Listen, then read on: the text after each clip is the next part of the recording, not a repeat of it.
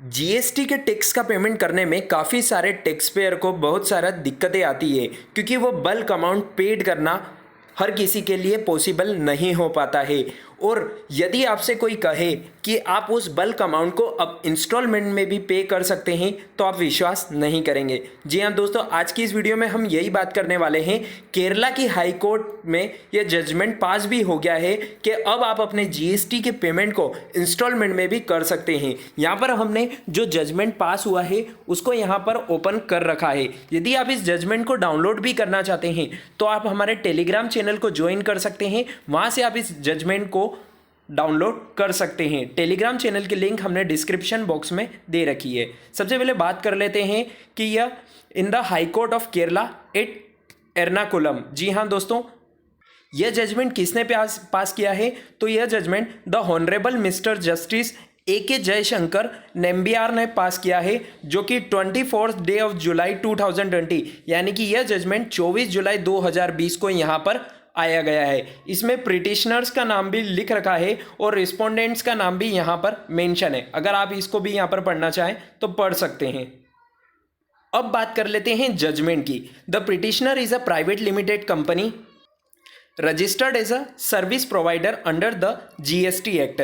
In the right petitioner, it is the case of the petitioner that while he intends to pay the arrears of tax due for the assessment year 2018-19, यानी कि यहाँ पर petitioners ने अपनी जो request यहाँ पर लगाई है कि वह अपने 2018-19 के टैक्स के अमाउंट को पेड करने में यहाँ पर असमर्थ है, यानी कि वो अपने जो नवंबर 2018 से मार्च 2019 तक की जो टैक्स लायबिलिटी बन रही है उसको पे करने में यहाँ पर असमर्थ है।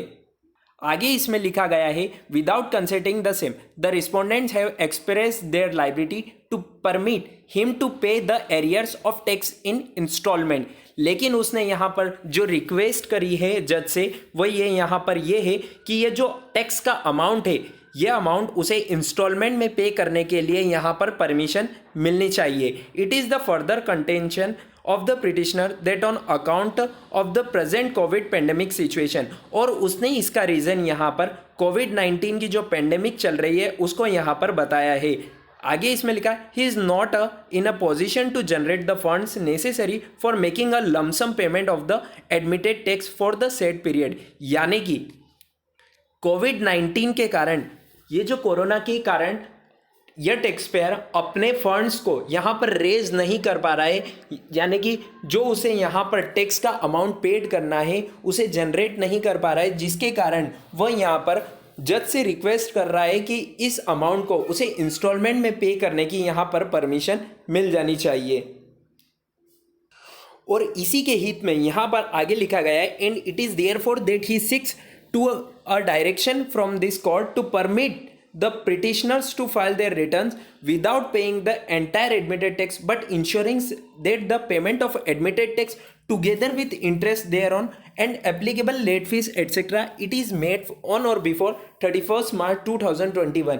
यानी कि उसे यहाँ पर इंस्टॉलमेंट में अपने टैक्स को पे करने की परमिशन दे दी गई है, लेकिन किसी कुछ शर्तों के साथ में।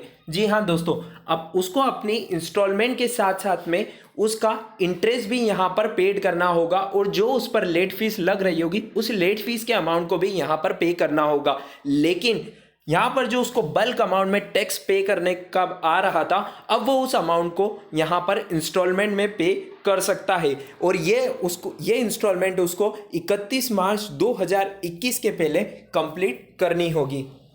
इसी में आगे लिखा गया है, on a consideration of the facts and circumstances of the case and the submission made across the bar, I note that the petitioners who is an assessee under the GST Act is not disputing his liability to tax or the quantum thereof.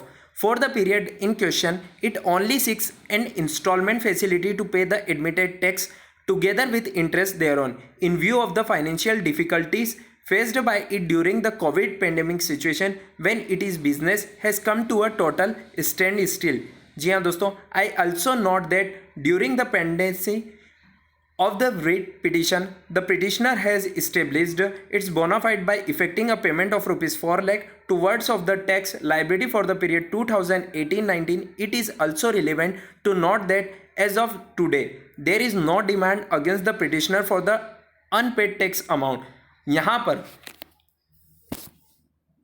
जो tax payer के हित में बात करी गई है वह यह करी गई है कि यहाँ पर उसे टैक्स की लाइबिलिटी को चुकाने में कोई दिक्कत नहीं है। वह सारी टैक्स की लाइबिलिटी को यहाँ पर सेट ऑफ करने के लिए रेडी है, लेकिन सिर्फ उसे इंस्टॉलमेंट में पे करने की परमिशन यहाँ पर वो चाहता है, जिसे यहाँ पर जजमेंट में पास कर दिया गया है।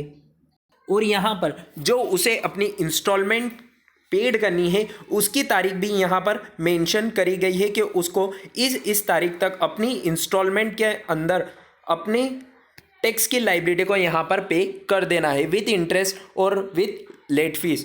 तो दोस्तों यहाँ पर केरला की हाई कोर्ट ने अपने टैक्स के अमाउंट को इंस्टॉलमेंट में पेड करने की परमिशन दे दी है। यदि आप इस जजमेंट को रेफर करके अपने टैक्स के अमाउंट को जो कि आपको पेड करना है उसे आप इंस्टॉलमेंट में भी पेड कर सकते हैं। और यदि आपको कोई नोटिस आता है तो आप इस जजमेंट का रेफरेंस वहाँ पर दे सकते हैं, लेकिन आपको यह ध्यान रखना है कि आपको इंस्टॉलमेंट के साथ साथ इंटरेस्ट और लेट फीस की लायबिलिटी भी वहाँ पर पे करनी पड़ सकती है। चलिए दोस्तों, उम्मीद है आपको ये केस स्टडी पसंद आई होगी। अगर ऐसी ही केस स्टडी और जीएसटी से जुड़ी अपडेट आप पाना चाहते हैं तो आज ही हमारे चैनल को सब्सक्राइब कर लीजिए और बेल आइकन को प्रेस करके आने वाली सारी नोटिफिकेशन को ऑन कर लीजिए, जिससे जीएसटी और इनकम टैक्स से जुड़ी सारी अपडेट आपको हमारे चैनल के माध्यम से मिलती रहे। दोस्तों, आप हमारे टेलीग्राम चैनल को ज्वाइन करना बिल्कुल ना भूलें, वहाँ पर भी आपको ये सारी नोटिफिकेशन और सारी अपडेट मिलती रहेगी।